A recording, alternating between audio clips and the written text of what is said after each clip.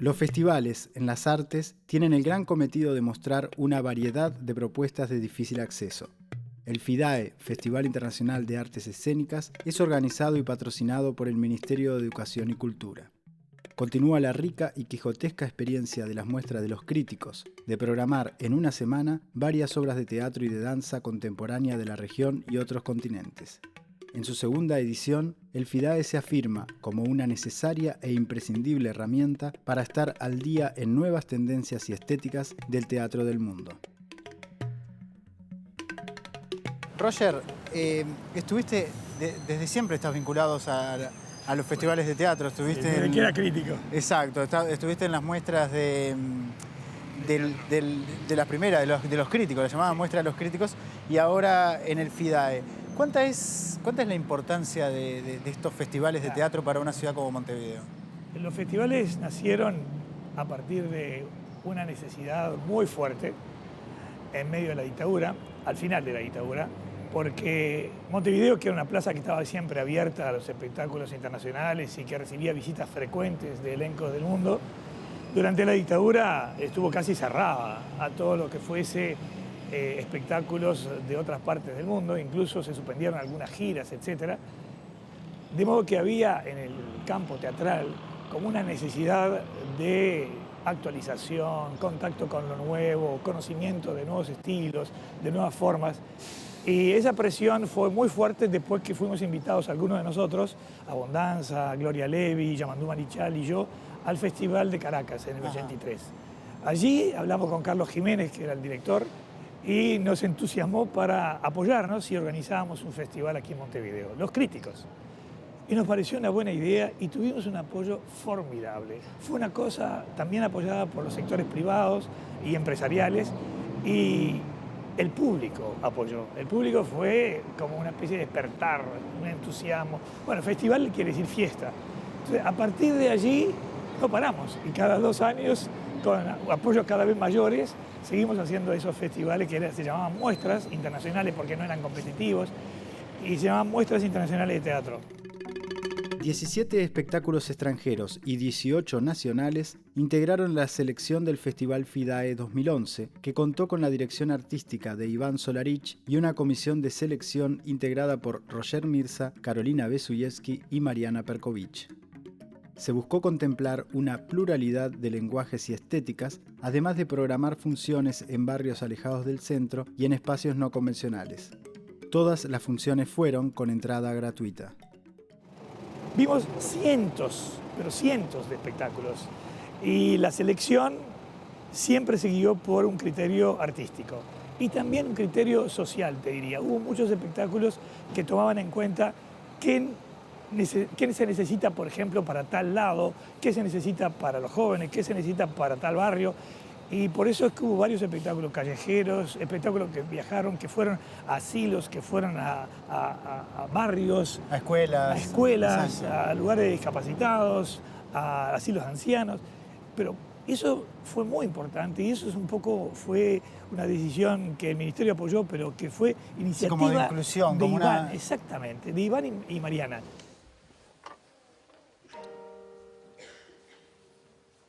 El último montaje escénico del director inglés Peter Brook fue uno de los espectáculos más destacados en el FIDAE 2011.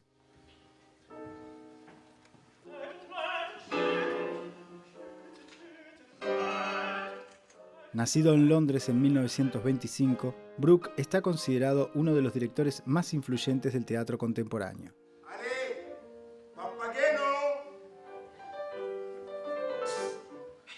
Después de estar al frente del legendario Royal Opera House británico, dirige desde hace 30 años en París su propia compañía.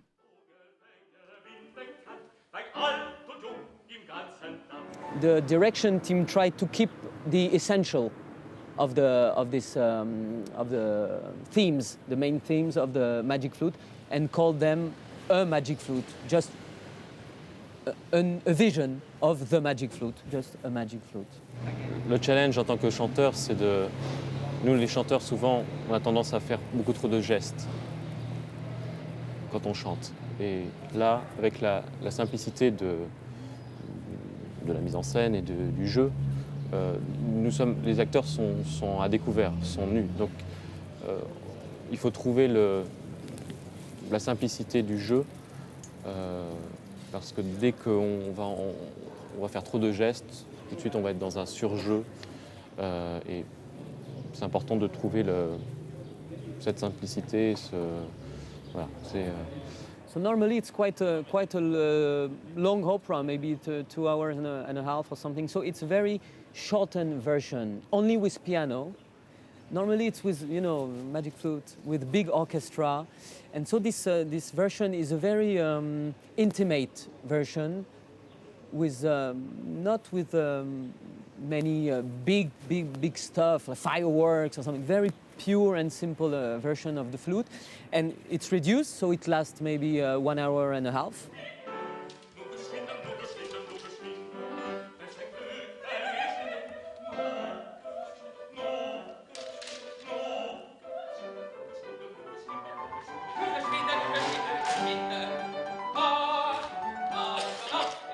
Una flauta mágica es una versión cercana y esencial de la clásica ópera de Mozart. Bruch elige representar una ópera sin orquesta en la que solamente un piano acompaña a los actores y personajes.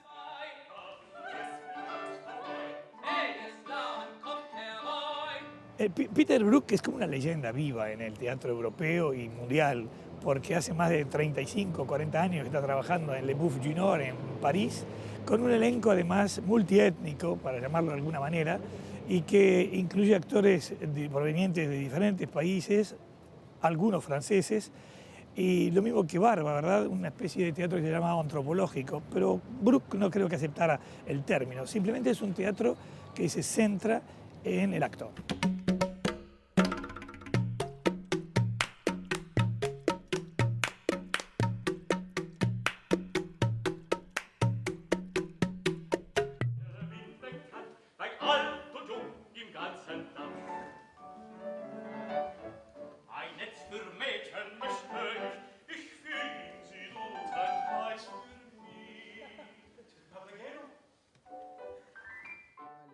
Otro punto alto del FIDAE 2011 estuvo en la conferencia que con el título Teatro y Política contó con la palabra de los creadores argentinos Ricardo Bartís y Eduardo Pavlovsky. El reconocido aporte teórico de ambos, desde sus diferencias generacionales, provocó al debate y a la reflexión en torno a la relación entre el hecho teatral y la política. ¿Por qué los invitaste a los dos a esa mesa de teatro y política? Y tiene que haber algo... Porque por un lado hay como una amistad que viene en el tiempo de ellos dos. Por supuesto, Bartís se considera una especie de hijo generacional de Pavlovsky, le deben mucho a Pavlovsky, todos ellos, ¿no? Spregelburg, que son más jóvenes, Bartís, Daulte, todos, Tantanian. Pero además una relación que ha sido conflictiva, que él contaba también en la relación con Pavlovsky, que ellos tuvieron épocas muy peleadas sobre, claro, conceptuales. Y entonces cuando en principio Pavlovsky, que lo habíamos invitado con potestad, porque eso está bueno contar, él venía con potestad, pero bueno, por un tema de salud momentáneamente los médicos le prohibieron no hacer función. Entonces dijimos, bueno, vamos a invitarlo igual a Eduardo, al final era para entregarle el premio a Atahualpa del Chopo, y aprovecharlo en alguna mesa redonda. Es un maestro, es un referente. Y Bartís, cuando hablamos con Bartís para que él hiciera una charla, él dijo, y flaco, ¿y de qué voy a hablar? Dice, de política. De política. Porque el teatro es política y porque la vida es política. Nuestra manera de pensar es una manera de pensar en teatro, porque se podrá pensar de muchas cosas dentro de esa diferente interpretación que hay, una de las cuales sería teóricamente que ahí yo lo he colocado a él, al que creo, voy a decirlo sinceramente, que es el mejor director argentino. Y diferiría mucho que hubiera muchos otros directores que en un momento vi como grandes experimentadores tipo Grotowski o tipo Bob Wilson o tipo Canto. al que casualmente yo estrenaba salas, claro, hace mucho de esto, ¿no? Y ellos estrenaban sus pequeñas creaciones. Pero a medida que pasó el tiempo, alguno de ellos, incluso me dirigió, alguno de ellos me dirigió con una artesanía muy particular y buena, comenzó a crear una ideología del teatro afín a la idea de que el teatro es siempre teatro. Y con eso no, es decir, el fútbol es siempre fútbol, no. Eduardo Tato Pavlovsky es uno de los pioneros del psicodrama en América Latina desde sus primeros trabajos escénicos en los años 60. Pavlovsky marcó escuela en el teatro independiente argentino, influenciando a hoy consagrados directores y dramaturgos como Mauricio Cartún, Rafael Spregelburg, Daniel Veronese y Ricardo Bartís. Al frente de la irreductible compañía Sportivo Teatral, Bartís pone especial énfasis en sus espectáculos en el trabajo del actor. En eso Tato produjo una aportación intelectual severa y ostensible en la reflexión de que el texto escénico es el texto escénico, no es el texto escrito. El texto escrito es literatura teatral. Y esa situación que produjo una revalorización del lenguaje y una enorme revalorización del lugar de la actuación como portante de la posibilidad del entre la actuación y la dirección para desarrollar lenguaje, es la que le permitió pegar un salto enorme de calidad al teatro argentino, por lo menos al Teatro de la Ciudad de Buenos Aires, donde los lenguajes de repente se impusieron con gran potencia, dejando muy atrás el teatro representativo, tradicional, narrativo, vinculado a los personajes, a la idea psicológica, etcétera, etcétera, y también modificador de un teatro político aburrido, didáctico, tradicional, porque cuando se piensa en el teatro político, primero que se piensa en un teatro de izquierda, donde los campesinos pobres son sodomizados por los terratenientes malos. Sin entender también que, por ejemplo, en la esquina del hotel donde estábamos están los carteles de Moria Kazán y de Victoria de la B, que es teatro político, con un concepto de los cuerpos, con un concepto de la sexualidad, con un concepto de la cultura. Es teatro político, de derecha, pero teatro político con claros objetivos muy precisos y objetivos de intermediación directa con el espectador. Ese teatro, sea de un lado, sea de otro, no puede sino ser un teatro conservador y no puede sino tener un devenir conservador. Lo que pasa cuando hablamos de político en la contemporaneidad, se toma mucho, claro, lo que decimos el pasado reciente, que ya también no es tan reciente. Claro, la dictadura, claro, la dictadura. Los procesos de los 60 para acá, digamos. Exactamente. Que eso está absolutamente interrelacionado con el teatro independiente, también, con todo lo que pasó. Exactamente. Lo que pasa es que, Gabriel, hubo ahí un periodo, una fractura muy importante, muy grande, porque si uno piensa que el Plan Cóndor de los años 70, de principios de los 70, tiene que ver con la dictadura chilena 73 Uruguay, 76 Argentina, ahí hay todo un periodo de una década, larga década, que en el caso de Chile fue casi 2 décadas, donde la política, digamos, no podía aparecer tanto en el plano de la temática y de los contenidos, pero sí de la actitud resistente de los teatristas haciendo teatro. Si uno piensa, ahora que tuvimos en el FIDAE, por ejemplo, El Herrero y la Muerte, yo creo que nadie diría que es un espectáculo, quiero decir, que lo tipificaría como un espectáculo político, ¿no? Bueno, ahí hay que ver el tema del contexto, claro, exacto. Pero a eso, pero El Herrero, hecho en el año 81, estrenado en el Circular,